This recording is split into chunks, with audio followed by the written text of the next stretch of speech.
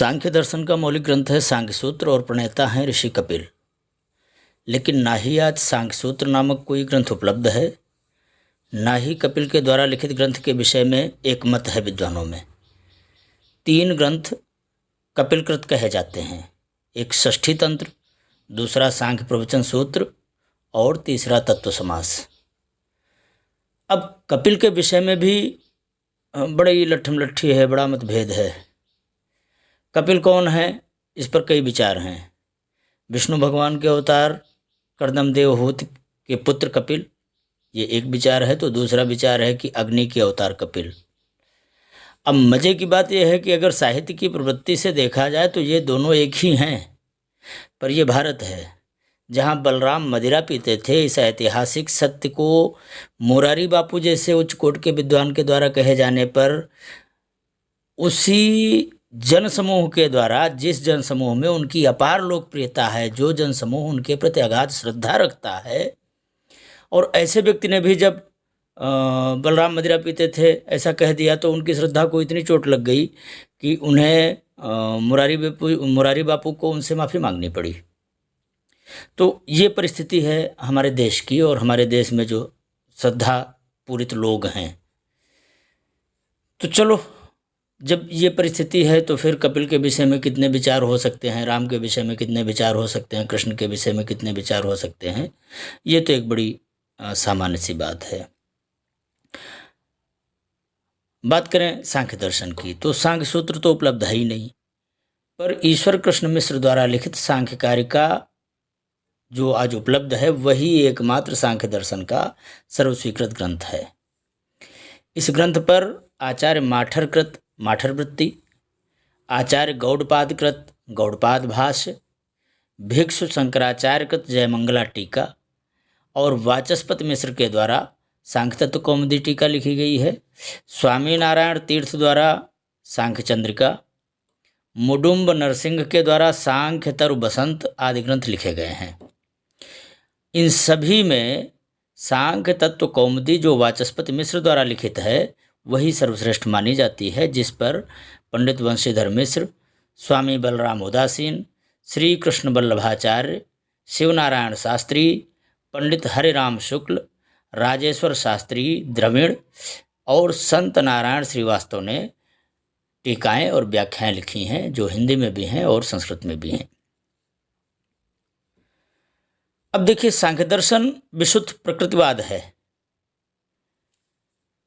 जगत का निर्माण कैसे होता है, उसका विकास कैसे होता है और फिर उसका पुनः लय कैसे होता है, इस प्रक्रिया का गंभीर, क्रमबद्ध और वैज्ञानिक विवेचन करता है सांख्य सूत्र, सांख्य शास्त्र। इस तरह सांख्य दर्शन जो आधुनिक विकासवाद है, इसका बाप कहा जाएगा। जिन प्रश्नों का उत्तर ढूंढने में मॉडर्न साइंस को लाखों करोड़ों रुपए वर्षों तक खर्च करने पड़ते हैं और फिर भी वो उनका सही उत्तर अभी तक ढूंढ नहीं पाए हैं, उन्हीं प्रश्नों का अन्वेषण हमारे जंगली ऋषियों ने संसार के उषा काल में ही करना शुरू कर दिया था और उन्हें सदियों का इंतजार नहीं करना पड़ा था। इन प्रश्नों का उत्तर ढूंढने में उन्हें मात्र एक जीवन काल में ही उन्होंने अधिकतम 10-15 वर्षों के समय में ही उन्होंने सृष्टि के उन गंभीर रहस्यों का पता लगा लिया था, जिसके लिए आज हमारा एस्ट्रोनॉमी साइंस प्रयासरत है। पर देखिए, एस्ट्रोनॉमी साइंस की अभी तक की जितनी भी स्थापनाएं हैं, अधिकतम हिग्स बोसोन तक, जिसे ईश्वरीय कण कहा जा सकता है या कहा भी जाता है।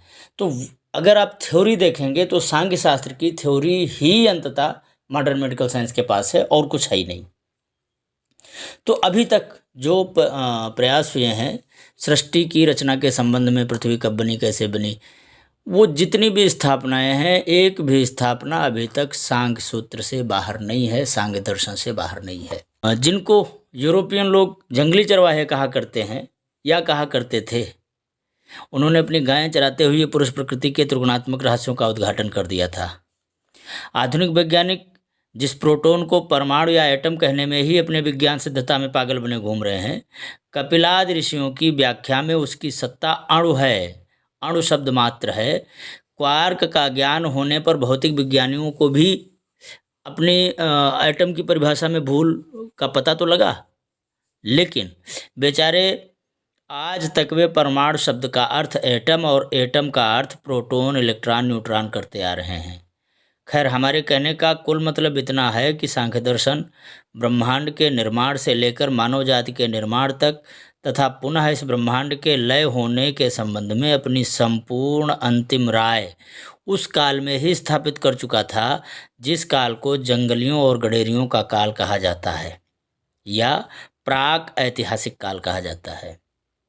और आधुनिक युग का विज्ञानवादी युग अपनी किसी भी खोज को सांख्य की स्थापना से अलग सिद्ध करने का प्रयास नहीं कर सकता, ये सत्य है।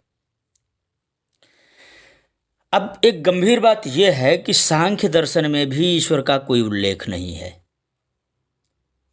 मैंने पहले जो मीमांसा दर्शन और न्याय और वैशेषिक दर्शन के यूट्यूब डाले हैं उसमें भी मैंने आपको समझाने का प्रयास किया है कि पूर्व मीमांसा में भी ईश्वर का कोई उल्लेख नहीं, न्याय में भी ईश्वर का कोई उल्लेख नहीं, वैशेषिक में भी ईश्वर का कोई उल्लेख नहीं और सांख्य में भी ईश्वर का कोई उल्लेख नहीं है। मतलब ये कि ये चार दर्शन ईश्वर का कोई विधान नहीं करते, कोई व्याख्या नहीं करते।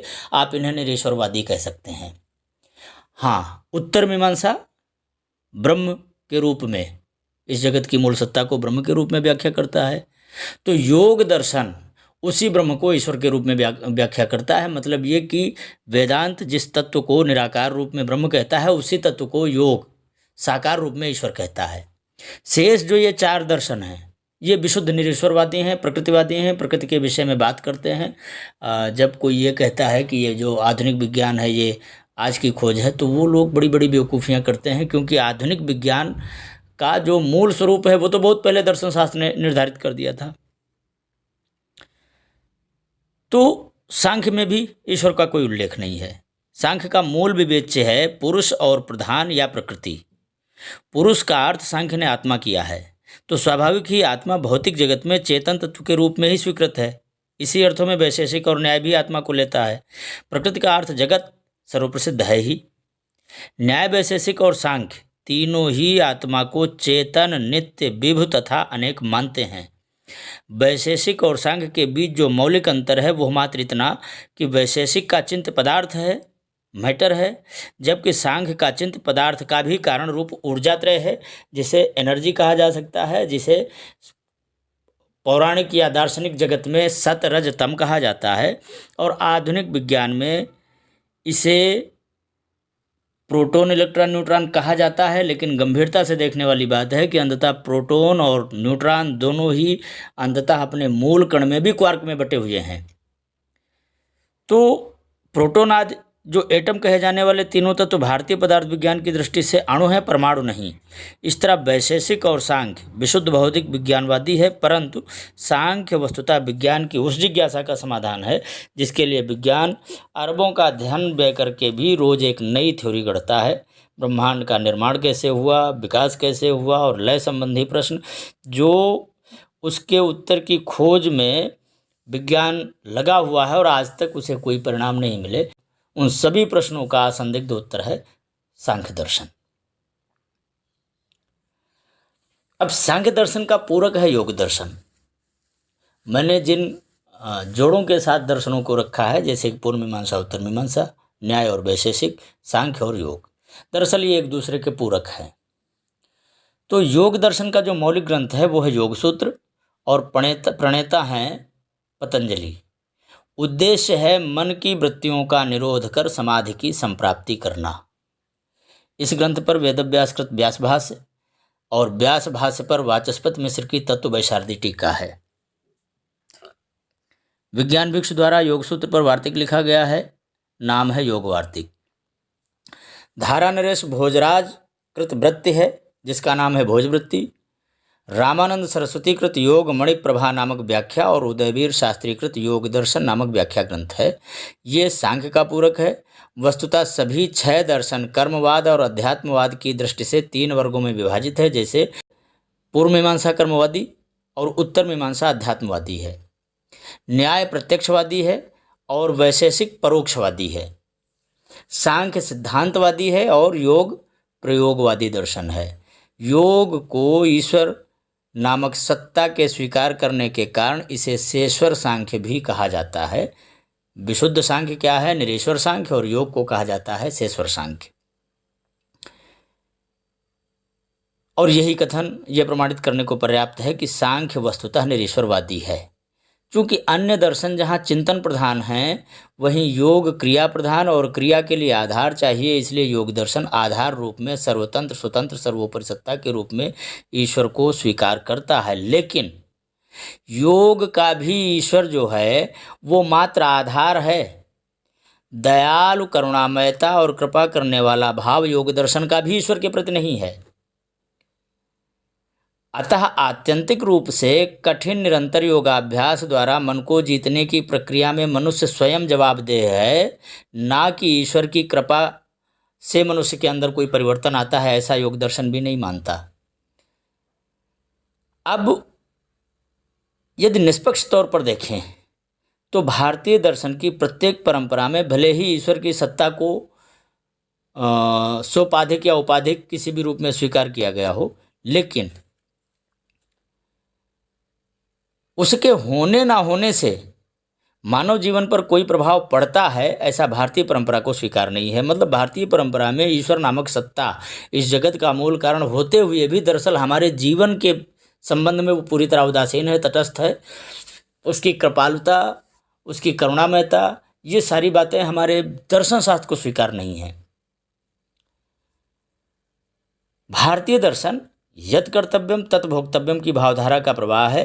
संपूर्ण वैदिक परंपरा कर्मनिष्ठ उदात्त जीवन शैली की पक्षपातनी है। जैसा करोगे वैसा भरोगे। किसी की भी कृपा आपके पाप कर्मों को ढक नहीं सकती, आपके पुण्य कर्मों को रोक नहीं सकती। तो दर्शन की परंपरा में एक विचित्र तथ्य है कि जो वैदिक दर्शन है, जहाँ पर प्रत्यक्षता ईश्वर नामक सत्ता को मात्र आधार रूप में स्वीकार किया गया है, वस्तुतः उसमें ईश्वर की कोई बात है नहीं। उन्हें आज ईश्वरवादी दर्शन कहा जाता है।